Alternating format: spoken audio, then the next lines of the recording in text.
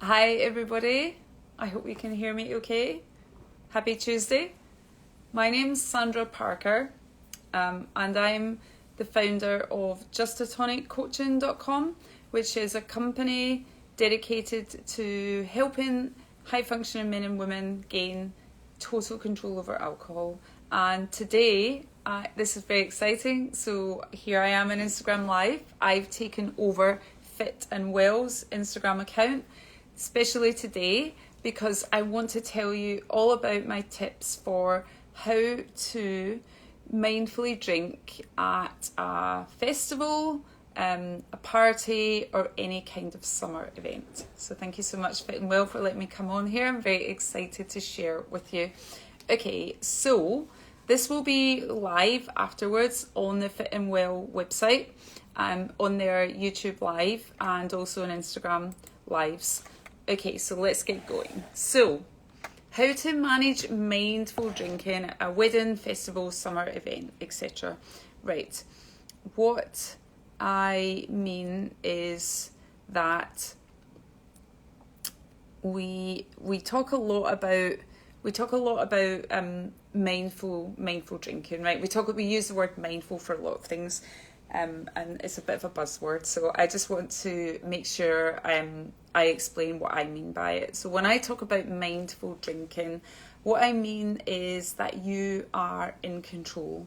And that means that you've decided in advance how much you're going to drink. You're not just going to go with the flow and see what happens, right? So you might have decided that you're having 2 drinks at this event and no more, and that's it, right?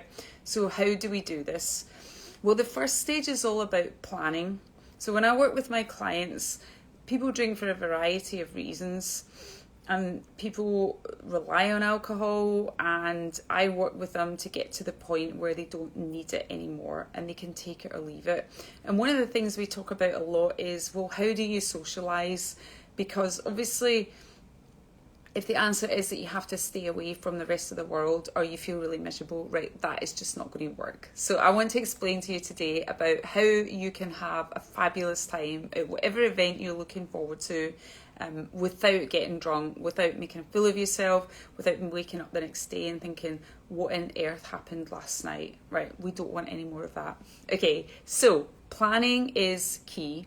If you're going to an event, I want you to think about what you can drink beforehand. Now, if you're going to like a bar, a restaurant, any kind of function, a festival, just go online and see what alcohol-free drinks they have. If you're going to someone's house, obviously you can bring your own. There's some fantastic alcohol-free drinks out there. And the really nice thing about that is when you're having an alcohol-free, like a glass of alcohol-free sparkling wine in a champagne flute, or you're having like an alcohol-free beer in a beer glass, you look the same as everybody else. You're not drawing attention to yourself that you don't want.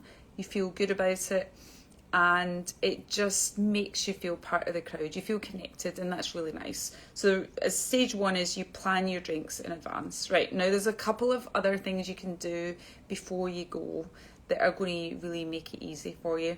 So the first one is, I call it remember your why. And what I mean by this is, for me, I would remember the times when I went to an event and I got so drunk that I had a blackout the next day and I couldn't remember parts of it, and I had waves of anxiety and I felt horrible. So it was really clear to me, if I thought about that in my early days of not drinking, so I've been alcohol free for nearly 4 years now, but certainly in the early days, for me, it was a case of reminding myself that I didn't want to go back to that point, right? So you in terms of thinking about why this is important to you, and it could be something like, I don't want to embarrass my partner, I don't want to embarrass myself, I want to have a good time, I want to enjoy the whole weekend, I don't want to wake up the next day with a hangover, like I'm fed up feeling miserable because I've drank too much. Whatever it is, extra point, you can write it down. Extra points if you want to make a short video to yourself on your phone. So this is a fabulous way of motivating yourself. So I get my clients to video it, put it in their bag, in their phone, and it doesn't matter whether you watch it or not. Just knowing that it's there can be really, really helpful, right? So you've got your you've got you know what you're going to drink, you've got your video of your why, and watch that in the morning before you go. Like, really connect to that and notice the memories that come up. How did that feel? Why you don't want to go back there? And then think about how good it will be when you wake up the next day. You get up, you get out of your own bed, you remember everything, you don't have to find your phone, and you're like, look at me, I had a great time, I didn't get drunk, right? So you want to connect to that feeling. Okay, next thing, help, right? So we are hardwired for connection, and there's nothing like having someone supportive there. Because one of the challenges with socializing without alcohol is the rest of the world still believes that it's not just okay to drink, it's expected, and there'll be people there. If your social gatherings are anything like mine's or my clients, there'll be people there that want you to drink a lot, right? And so you want to enlist the help of a wing woman or a wing man, and that's somebody that's got your back. So maybe it's your partner, maybe it's one of your friends, doesn't matter who it is. Somebody you can speak to beforehand, and you say to them, listen, I want to be really careful how much I drink at this event. Can I enlist your help? Will you be supportive? And it's really small practical things that someone can do. They can help you navigate when other people are offering you a drink. They can, help you make sure that you get your alcohol-free drink. And they can just be there for you to support you. So having somebody like that there is really, really helpful.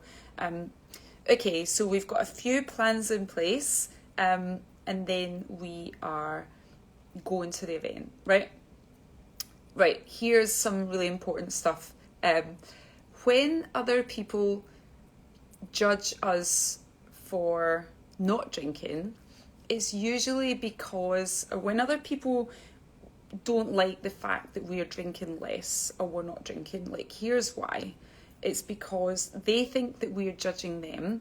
So if I turned up at an event and I said, and people knew me as a person that drank a lot because I was that person for a long time, and I said, oh, I'm just going to have a glass of rosé, or, I'll have something later, I'm not drinking right now.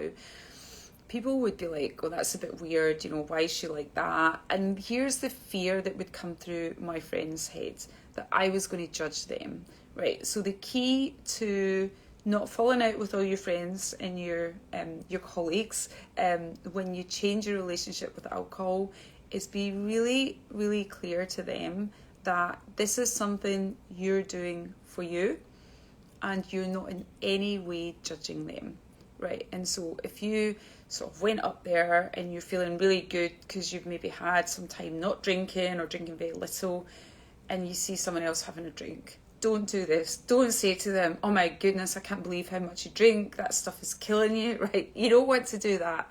That is really going to not go down well. What you want to do is you want to remind yourself that everybody's different. This is something that you've decided. And if you want your friends to drink less, here is the great thing. You will influence them most by showing up and having a good time yourself, right? So the best way we can influence other people in a positive way is to show up at an event drinking very little, mindfully drinking, whatever that means for you, and having a good time without lecturing them. So you don't say anything about what they're drinking, right? That's like a golden rule. And then if they ask you, why are you not drinking less? Like, why are you not having a shot? We always start off with a shot. Or why are we not sharing a bottle of wine? Whatever. You want to give a reason that sounds reasonable, but doesn't invite an opening so that they can persuade you. So for example, if you said, well, you know what, I'm trying to drink a bit less today, right? That's kind of a key for, I will persuade you to have a drink. So if I turned up and said, well, I'm trying to drink a bit less, I have no doubt that one of my friends, because I used to be this friend, say, oh, don't worry about that, we're all going to have a laugh today, right? So you don't want to say anything vague, anything that would encourage one of your friends to encourage you to drink more. So here's some really good reasons why. You could say, look, you know what, I haven't been sleeping very well. And so I'm having a bit of a break. I'm drinking a bit less for now because it's helping me sleep and I'm feeling a lot better. Maybe you have had COVID recently and let's use the COVID excuse, right? So you can say, well, since I've recovered from COVID, I found that having a break from alcohol is really helping me feel a lot better. Or you could say that, hangovers have started to affect me a lot worse. And so I'm just going to take it easy today, right? You want to say something that doesn't feel threatening, but it doesn't encourage someone else to try and encourage you to drink. And if you're in an environment where you think people are really going to push quite hard to get you to have a drink, then you might want to use a different excuse, right? So you might want to use something along the lines of, I'm driving. Or what we call our get out of jail card in my coaching group is, I'm on antibiotics or I'm on medication, right? So if somebody was at an event and they said they were driving, you're not going to encourage them to drink. If someone said that they're on medication, it would be a bit odd if you tried to get them to drink through their medication, right? So you come up with your reason beforehand. Now, to make this even easier, if you get an opportunity before the event, if there's like a WhatsApp group and you're planning meeting up or there's some kind of communication, you might want to just drop it in the conversation, like really casually. Oh, by the way, if you're planning not to drink, it's like, oh, by the way, I'm on some antibiotics at the moment, so my doctor said I could have a glass of wine, but no more. Or, I'm going to be driving because of XYZ, so I've decided I'm not going to bother drinking, right? Whatever it is, you just drop that in. And so that way you are avoiding the scenario, which is really difficult, where you turn up at the event and somebody hands you a drink. Right, so just to recap, you have reminded yourself why you want to do this. You've worked out what you can have to drink. You've enlisted your wing man or your wing woman. You've got your reasons to explain to people. You're not judging other people. And if possible, you're explaining in advance. Okay? Fantastic. Right, so I want to talk a little bit about what this will be like. Right? Because for some of us, this feels a bit like we're going into new territory, right? What will it actually be like to be at a festival and to remember the whole day the next day, or to be at a wedding and not be drunk? So here's what I want to tell you. It will probably feel different, right? It will feel different, but there is a very good chance that there'll be a point in the event where you're going to look around at the other people and you're going to realise that you're actually having a good time, and you might even be having a better time than them, right? And so if we approach the event thinking, I'm only allowed one glass of wine, this is going to be miserable, or I can't wait till tomorrow when I can drink normally again, then what's going to happen is we're going to look for examples in that event where it's not fun. And we're going to use that to reinforce our opinion. We want to prove ourselves right. So if we have a mindset that it's not going to be fun, we'll look for examples that it's not fun. So don't do that. Instead, set the mindset that this will be different. This might feel awkward in parts, but it's most likely that there'll be parts of it that are better, right? So you're curious. It's like, oh, I wonder what this will be like, right? What is it actually like? And the first hour, the first part of any event is usually the hardest. So on holiday, I always say the first 24 hours are the hardest. That includes getting on the flight, being at the airport, the first meal out.